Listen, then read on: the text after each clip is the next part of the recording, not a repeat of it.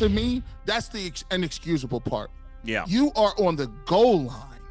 And it's baffling. And this is what I talk about. And when we talk to Leroy and when we talk to DeQuell Jackson, I'm going to bring this up. They say it all the time. Sometimes you think that coaches are doing what's best for the team. They're not. They're doing stuff patting their ego. Somebody has to be in your headset saying, Coach, we got a guy back there that can't be tackled by one guy. If you want to gamble, what's the best gamble? He's getting it 4 times. Stop him. I guarantee you he scores. I do not disagree with you there. You can't disagree with that. If you use analytics and you give Nick Chubb the ball 4 times in a row, you get 20 yards. We've already been arguing for about 20 minutes. You only need 1. Welcome to the Ultimate Cleveland Sports Show. Yeah, it's a bitter defeat Monday, and here we are again talking about the talent and the easy schedule. And the bottom line is the Browns, after the disappointing loss with another fourth quarter where you're scratching your head saying, what happens to this team in the fourth quarter? The team is now 2-2. And the 4 seed in the playoffs right now. And the race to 6, boy, somebody's optimistic. That's a fact. Well, just look at the schedule of the next 7 games. I'm stating a fact. I'm not even looking at the playoff run in 4 games. A lot of the teams they're playing in the next 7 weeks. Yeah, I can't even smell it. Welcome to the Ultimate Cleveland Sports Show. It was rough. I'm not going to lie. It was rough. And at the end, it was a long trip back from Atlanta because the Browns, as we look at their talent, we look at their roster, and you look at the schedule, we all went around the room, and everybody said, what are they, what are they, what are they? Everybody said 3-1. There were some that said no. You said 2-2. I said 2-2. What's weird is they may have lost the 2 games that you thought they would win. We're not talking about that part. Well, no, that's the irony of it.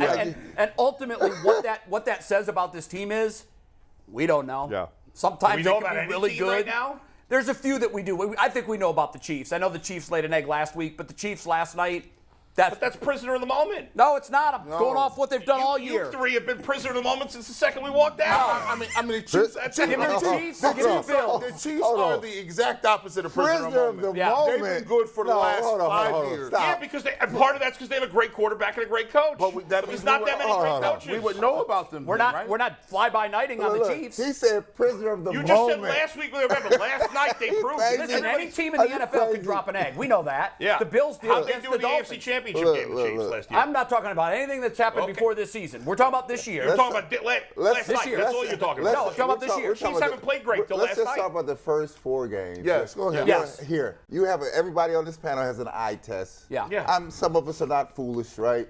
You're not conning me to what I'm seeing, right? The Browns are average. This stuff is transferable. Yeah.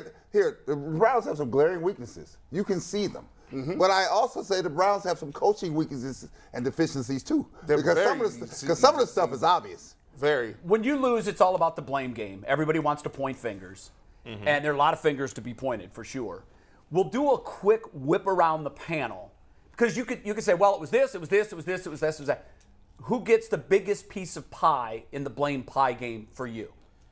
Well, the biggest, I guess in the end, I hate to blame the defense because the defense was very shorthanded up front. Right. But ultimately, I thought they played, they hung in there early. But the second half, the Falcons realized they couldn't throw the ball because they have a bad quarterback, and they just ran the ball nonstop with their second and third string running backs because their starting back got hurt. And they committed to it, something that Kevin Stefanski and the Browns did not do. Right. The Browns were 50-50. They committed to it. So you're going Browns, or you're going Browns defense? I'm going defense, even though it's hard to kill them when they only gave 23 No, points. I know, but in the end, I'll blame them a little more. Stefanski definitely gets some blame for it, though. Yeah, I'm going to twist what you said just a little bit. Okay. And I wrote a whole column on it last night after the game. This is my whole column. 2 people I felt like let them down yesterday. Outside of, obviously Nick Chubb didn't, but 2 people who they count on really let them down. Kevin Stefanski and Myles Garrett. Couldn't agree more. And those 2 guys is who I put it on more than anybody. Couldn't agree more. I've got, I don't like to lay it all on the coach, but no, I'm not going to lay it all on. I'm not going to lay it all on him, but he has some culpability in it because some of the stuff that should be obvious. Is he the biggest piece for you? Right now, because he's working against the grain. He's trying to prove to everybody that he knows what he's doing. Sometimes just look at what you have in the kennel. And just play it, right? Just play it, right? I know you want to do 1,000 different things, but the only things I really got working is the 2 dudes behind Brissett. That's all I have. Yeah, they get none of the blame. Last week, everybody was talking about how Jacoby Brissett's a top 10 quarterback. Now we can't trust him at all. Well, no. I mean, you were smartly, and others were saying pump the brakes on that. Yeah. There will be a regression to the mean. That's what I said on Thursday. That's exactly what we saw.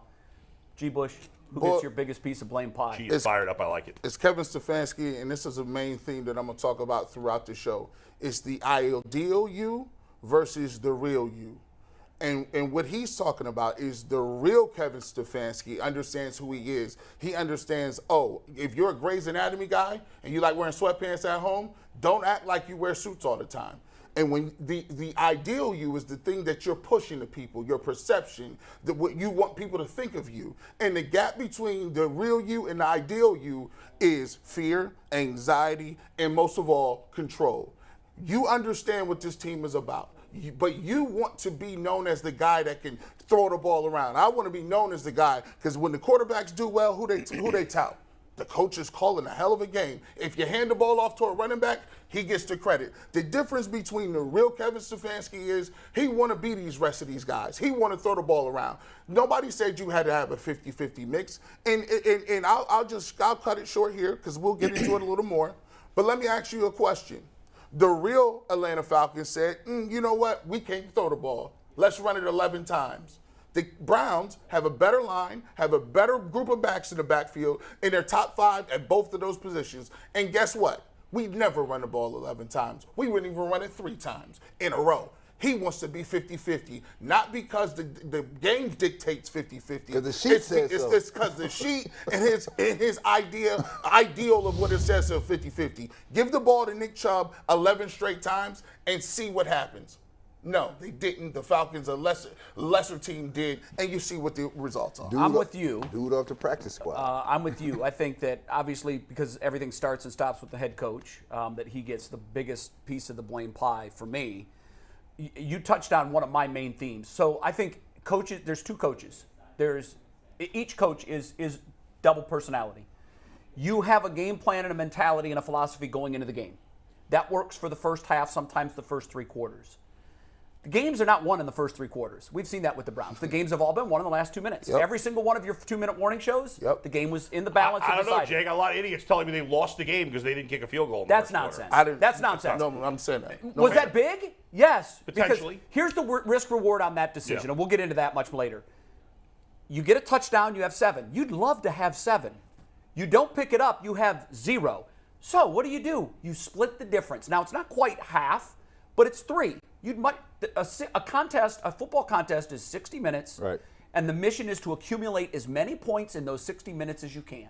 If you have 3, but you go for 7, it's like the guy on a game show that knows what's behind door number 1, but decides he's going to look behind what's door number 2. Sometimes there's a donkey. And if he hadn't gone for the 4th down at the 29-yard line, they wouldn't have scored points. And by the way, that was the worst decision he made yesterday. Completely disagree. Because the risk reward of that play, there are things that can go wrong on that play. If you don't pick that up, now I know they did, so we have the benefit of the results, and hindsight's always 20/20.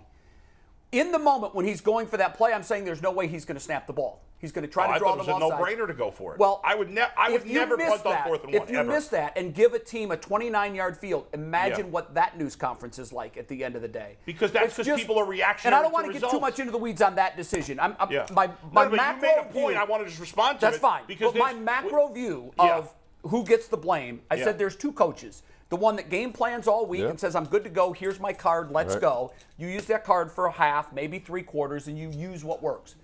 But in the 4th quarter, you need to reinvent yourself.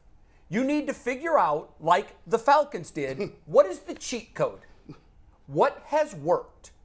And we're going to stay with what worked. And in the first 3 quarters, what worked was Nick Chubb and the ground game.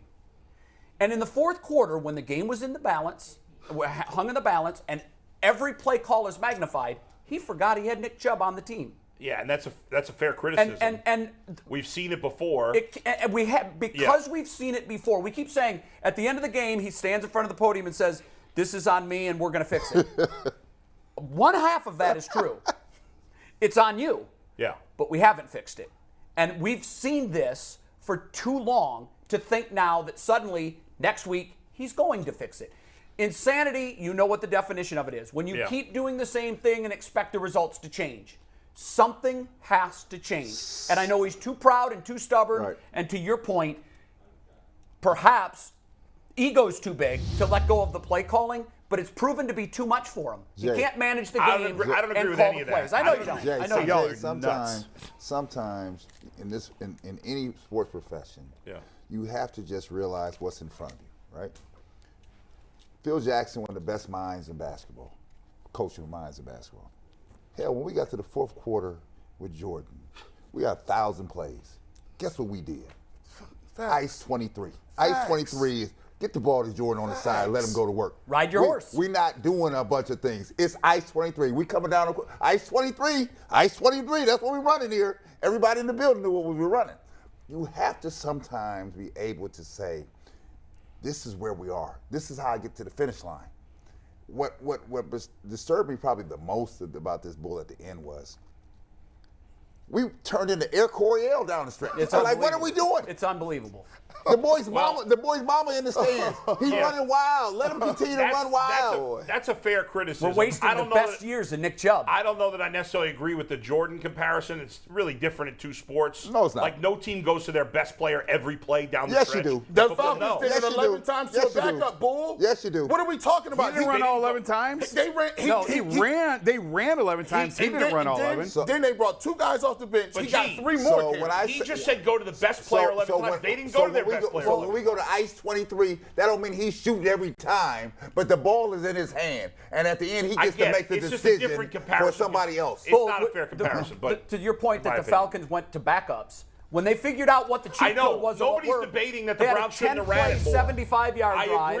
I agree that the Browns should have ran the ball more. We all agree they should Those have ran it numbers are more. disgusting, I didn't by the way. understand why when they had a 1st and 10 at the Falcons 41, when you're already in borderline field goal range. I didn't either. A touchdown's going to be tough. You're just as likely to move the ball via the ground. I would have ran the ball there. He did not. I think that's a fair criticism. But I think some of this is going, like the idea that he proved he can't handle calling the plays. Every young coach in the game calls plays. Belichick calls plays. Belichick calls the defense. They call Andy Reid plays. calls the offense. They don't call every play. Yeah. They just I don't. mean, I don't They know don't. how you do. I think Andy Reid calls every play as So far as I I know. And then he but lied last year when he was asked so I- who calls Coaches the lie all plays. the time. Maybe he does. Because they don't want to make. You don't want to make his offense. Jason don't like. Come on, Jason, Jay, what I you can got? say this. What you got? I can say this. Jason, you he go has after a this. body of work that we've seen, right? It's pretty good overall. It's really good. He has a They're body Given what he's Let had me- to work let me- with. Let me finish. Does Kevin Stefanski have a winning record with bad quarterbacks? Let me make my Yes, point. Let me that's make fact. my point. Yeah. It's not He really has a good. body of work down the stretch of ball games. It's not very good. It's Because not. he's had You know bad what? quarterbacks. It's If you're not. going to kill Baker for fourth quarter fails, it goes both ways. The Patriots gotta should look at fire the Bill coach. Belichick because they're 18 and 19 since Tom Brady left. So clearly, Bill Belichick doesn't know what he's doing. That's true. And he should be fired because you know the what? Patriots have a losing Obviously, record. he the has last 6 3 rings years. and he's got a lot of equity in those rings. Because you're the greatest quarterback of all time. If his name was Tom Smith and he had only coached there for those 37 games, Probably. his ass He'd would be be in his fired. league, And that's too. stupid. Of course it's stupid. Exactly. That's what we're talking about here. Here's the thing. Where's Stefanski's 6 rings?